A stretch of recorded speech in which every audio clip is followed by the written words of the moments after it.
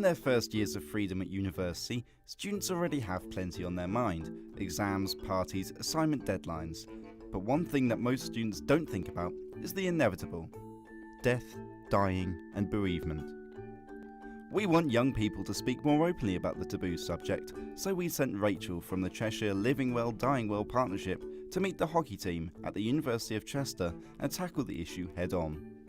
I've come here today to kickstart a conversation that most young people won't normally have. What are their thoughts and feelings about death, dying and bereavement? The aim is for this to become a normal and healthy conversation at any age in life. When do you think then people start to think about death and dying? 65.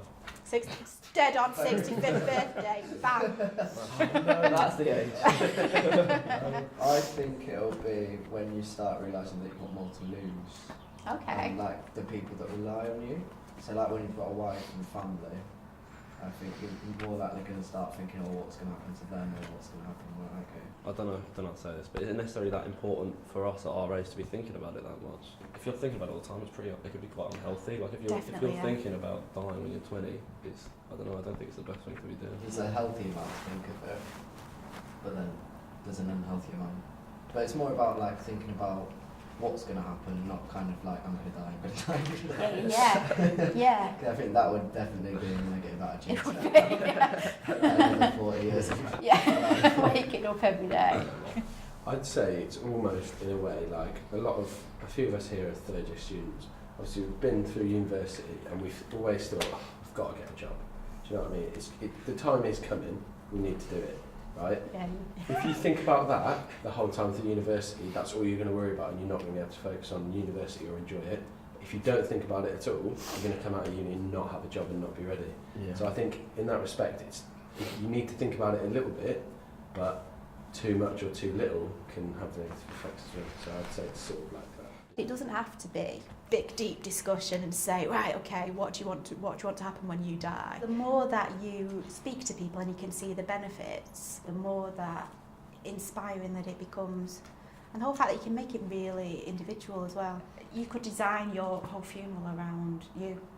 Well, I don't know, I like the idea of having something like happy or uplifting, or something that'll just make people laugh. You think you could have like house music at You could do, why not? I don't think they need to be depressing. I think they should be more like, I'll use a bad example here, but more like when someone gets evicted from Celebrity Big Brother. But if you go for something unconventional, like it doesn't have to be a conventional funeral, but like just something that's different, that is a celebration, rather than, I suppose sometimes it can be really sad because it's just, you're there, it's very black and white, and obviously there's nothing to be happy about. Whereas if it's more of a celebration than a goodbye, Yeah. then I think the general atmosphere would be a lot happier. I always like the idea of being buried at sea, so then if my enemies want to dance to my grave, they'll drown. With everything there is for students to consider, it's no surprise that funerals and after-death planning is not high up on the list of priorities. A recent survey from the National Council for Palliative Care found that only 1% of 18 to 24-year-olds have written a will, compared to 74% of over 65s. And just 15% have discussed their funeral plans with a loved one, compared to 44% of people aged over 65. Okay, so we don't have much to put into a will, but it's still an important thing to get in order, so not only your stuff, but your wishes get handed down to someone after you've gone. So if so few young people have a will, what do they have planned for their most prized possessions? Let's find out. Right now, my favourite possession would probably be my phone. Not got many possessions. Probably my City season ticket, and I'd give it to my dad. Instruments, my music, basically. And I think I'd leave that to my little brother Matthew. My phone, and I probably would leave it to one of my family members. My car, I love my car, and I would leave it to my family. So do any of you believe in life after death? I just think once you I used die, to that's when I was it. younger, but it's hard to actually prove that would even be possible. Some people say you come back as like an animal or something, don't you? Come back and what? An animal. An for animal. example. You would like to think it's true because it kind of gives Yeah, you something you to would. look forward to, but I don't think it is. I think if you're a fly, you could go and check up on a family.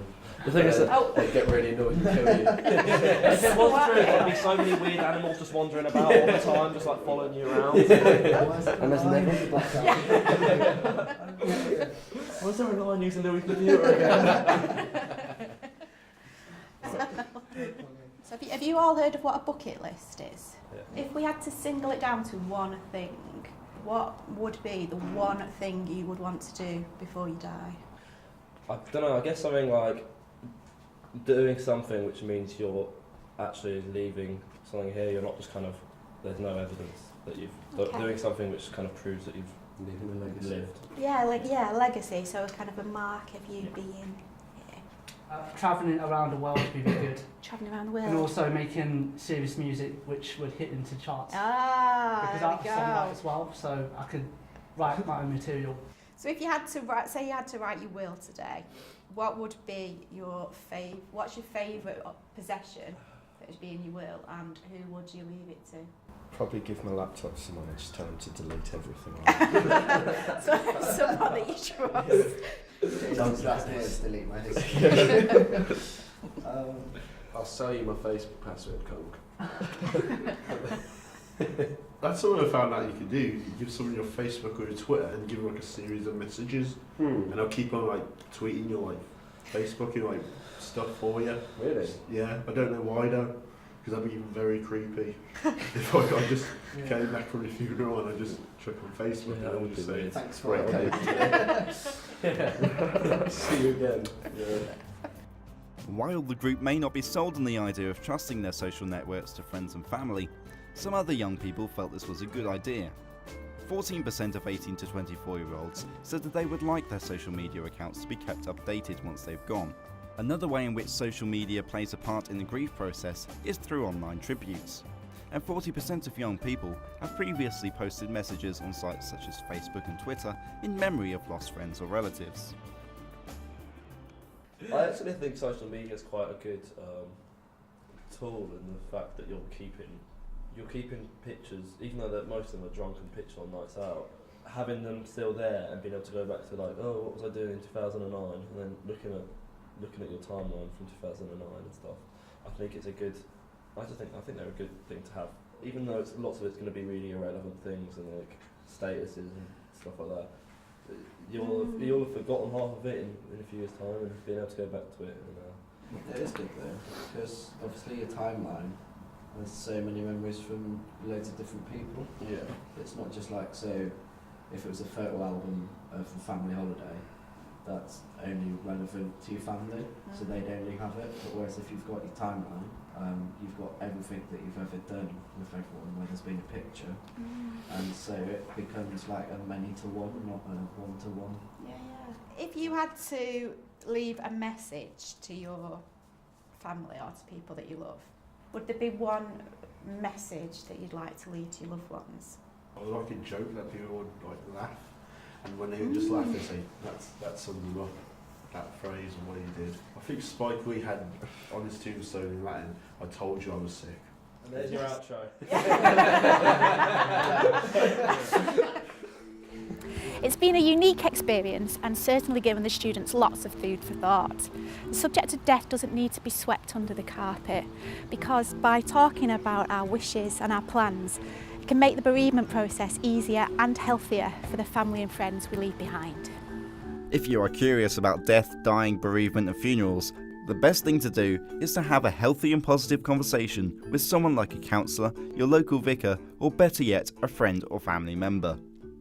For more information about topics in this video, go to churchofenglandfunerals.org, or you can also visit CheshireLivingWellDyingWell.org.uk.